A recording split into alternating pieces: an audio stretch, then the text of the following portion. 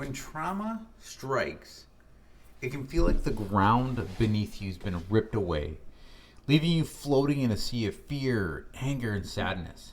Now, in those dark moments, it's easy to lose touch with the present, to feel overwhelmed by emotions that seem too big to handle. But what if there's a way to stay grounded, even when that storm hits?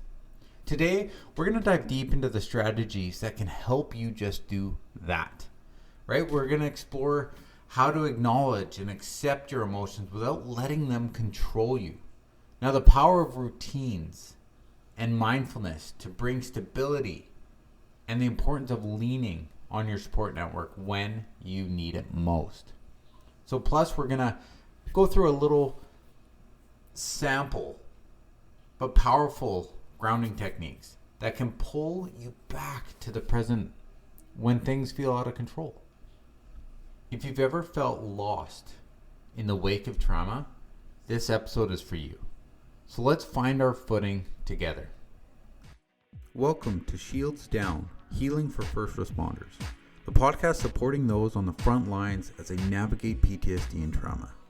Each episode brings stories of resilience, expert insights, and tools for recovery, offering hope and a path forward. So put your shield down, reclaim your strength, and remember, you're not alone. Trauma often brings a flood of overwhelming emotions. And rather than suppressing and ignoring these feelings, it's important to acknowledge and accept them. Suppression can lead to deeper emotional wounds, while accepting is going to allow for a healthier, more grounded way of processing your emotions. Right? So I want to go over kind of some of the dangers of suppressing these emotions. When we suppress our emotions, especially in the aftermath of trauma, we create a buildup of unprocessed feelings that can really surface in harmful ways.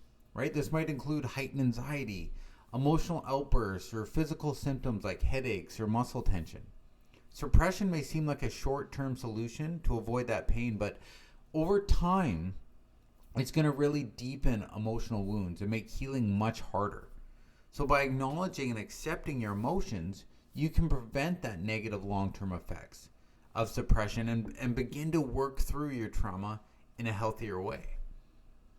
Right? When you begin to accept your emotions, it doesn't really mean that you're going to be that you have to be okay with what you're feeling. Right? Acceptance doesn't mean that you have to be okay. But it just simply means that you're recognizing those feelings exist and that they're valid. Trauma can often invoke a wide range of emotions, right? When you go through trauma, you can feel fear, you can feel anxiety, you can feel sadness, confusion. And it's normal to feel overwhelmed because you're feeling all of these different emotions. And it's from an emotional or an event that's not normal, which causes the trauma.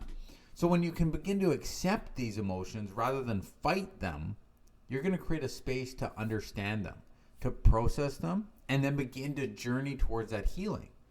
Because acceptance allows you to sit with your feelings without judgment, which is the first step towards that emotional resilience and recovery. Right? When you use acceptance as a tool for emotional grounding, like grounding yourself emotionally, starts with kind of accepting where you are rather than where you think you should be. When you allow yourself to feel without rushing through the process, you stay more connected to the present moment. This reduces the tendency to disassociate or numb yourself in response to trauma. Acknowledging your emotions in real time allows you to feel more in control of your healing process. Right? By integrating mindfulness practices and emotional awareness, you can then use acceptance as a powerful tool for managing the waves of trauma and fostering that long-term emotional well-being.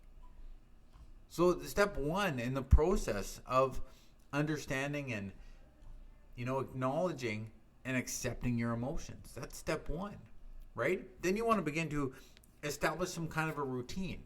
Right? In the moments of intense situations when you're starting to feel disconnected due to that trauma, and having consistent routines or grounding techniques can really bring that stability, right? Techniques like deep breathing, focusing on your five senses, mindfulness exercise to help anchor you in that present moment, which is going to prevent you from spiraling into that overwhelming feelings of trauma, right? We're all going to go through those times of trauma. We're all going to go through those times of confusion events that come into our lives.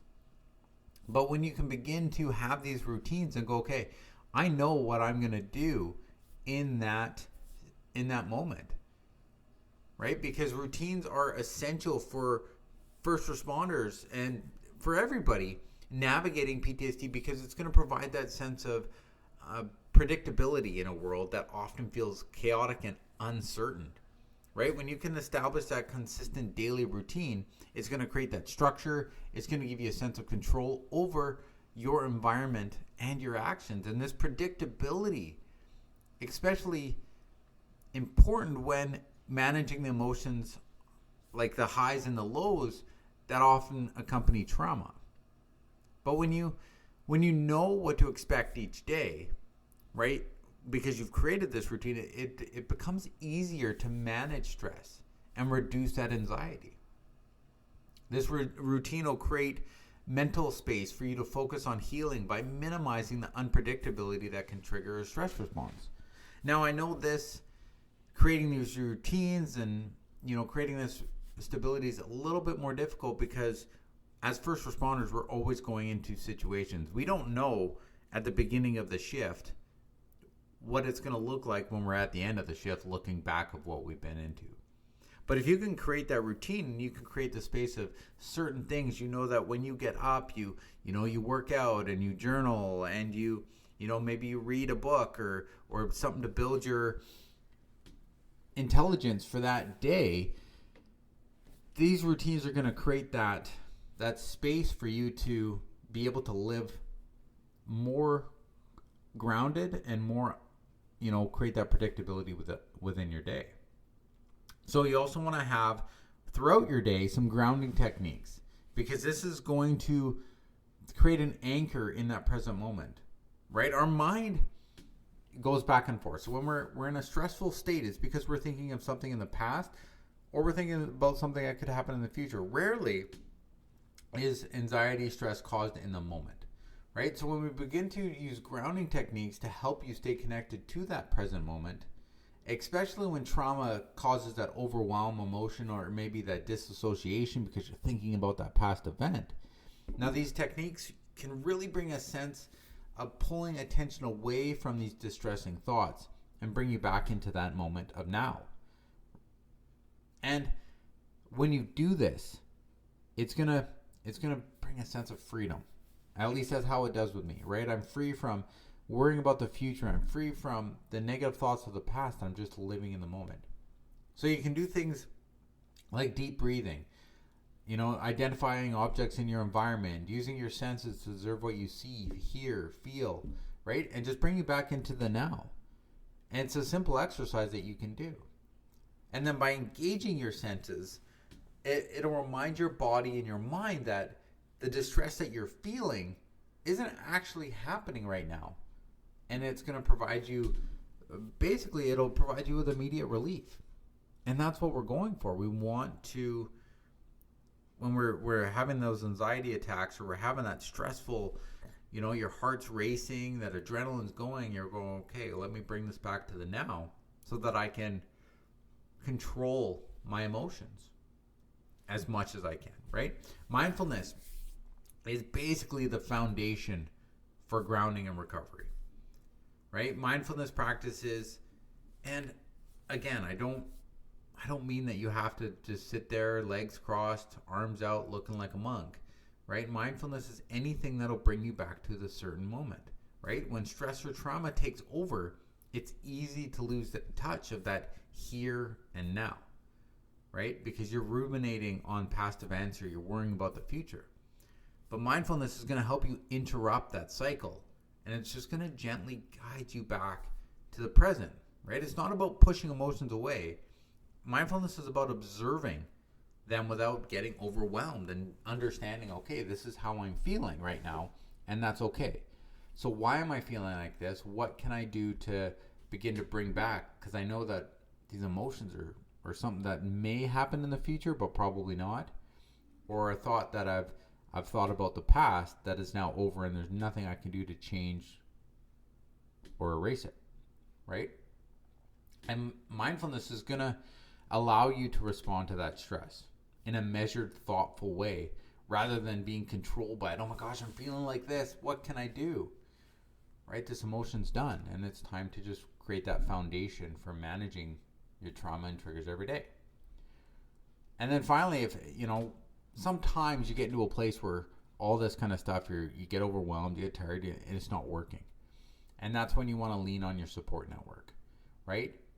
The dark days that we feel don't have to be faced alone, right? And being able to build and maintain those strong connections with family, friends, professional support are going to provide you that much needed strength in difficult times. There are times, my friends, that you're going to hit a place you're like, I can't do this. And that's when you want to reach out. That's when you want to reach out and not hesitate, right? Don't feel like you're a burden on others, right? Myself, and I know that there are others around you that care about you. And you have to reach out to those people who want to help, right? The importance of having these connections is a fundamental human need, right? Especially during challenging times. When you're faced with these dark days that PTSD can bring, it's easy to retreat inward, right? It's easy to retreat and be like, I can handle everything on my own. But that's why you want that support network. I'm not saying, because I want you, my friend, to go from surviving to thriving with PTSD. But as you're thriving, you're going to have those days that, I'm not even going to say days, because there are moments, I'd say I've gotten it down to maybe in hours that I get so overwhelmed that I'm like, oh my gosh, I need to talk to somebody. I can't deal with these emotions right now. I don't know what to do next. And that's when I reach out, right? It used to be days. I used to go into a depressive state where I'd be like, screw the world. And the way I would handle my depression is I'd sleep. I'd be like, I'll just sleep it off and I'll feel better when I wake up. So what you can do is have those people that you can reach on to, right? You have to overcome that fear of being a burden to others, right? You're not a burden to people. People love you, and that's why we're here for you, right? And you have to share your struggles, because doing this is giving you that extra strength. It's not that weakness. And then again, once you get to a place, you're like, look, maybe there are friends and family that can help, and that's fine. There's so many resources out there right now to help you in those crucial times. Use them, right? Sometimes when we cut ourselves, we have to put on a Band-Aid real quick, or even like a cloth to stop the bleeding, right? That's what we do, okay? So you do a quick grounding technique to bring you in the moment to realize that it's not actually happening. That's a grounding technique. But then you need to put on a Band-Aid, which is therapy or talking to somebody, which is going to help the healing process of the body. And after a while, depends on where you are in your journey, you're going to take that Band-Aid off and you're going to, okay, I'm good for now. I'm good to go. I'm good to move forward with my life. And then, maybe down the road you hit with another traumatic experience and it causes you to, again, grab that cloth and cover it up, and then you'll need to put the Band-Aid again. There's nothing wrong with that. It's a journey, right? You're going to go through these cycles, and it's part of your journey. So I want to give you a little quick grounding technique that you can use. I think I may have probably put it on a previous episode because I absolutely love this one. And I keep re-changing it because, like, evolving it, because I hear it differently, different ways, and I'm like, I love the way that's done. So it's the 5, 4, 3, 2, 1 grounding exercise. So when you feel overwhelmed, disconnected, do this grounding technique. So you just kind of look around and see 5 things that you can see. Once you've acknowledged and kind of seen those 5 things, find 4 things that you can touch around you, right? Feel them, understand them, see the texture of them. Have them all different textures. Don't touch 5 different pens, but have 5 different things that you can touch. Maybe one's a liquid, maybe one's a solid, maybe one's gushy, I don't know, right? We all those stress balls, right? That would be one thing that you could touch. And then 3 things that you can hear. So close your eyes and really focus on 3 different things that you can hear. Do one thing that's really easy, one thing that's kind of medium, and one thing that you really have to strain to hear. And then find 2 things that you can smell, right? What are 2 things that you can smell around you? Again, breathe it in. Try to understand, hopefully you're not in the toxic area and you're smelling things that aren't good for you. And then finally, take one big deep breath. Big deep breath in, count for 4, and let it out for about 7. And that simple practice is going to move you. It should take you anywhere between 2 minutes to about 5 minutes, right? Take your time with this exercise, and it's going to begin to shift your inner emotional chaos into understanding that you are good. So as we wrap up today's episode, remember that navigating these dark days of trauma, it's a journey, right? It's not a destination. I believe that the day that you die, the day that we die, is going to be the day that we recover from PTSD, right?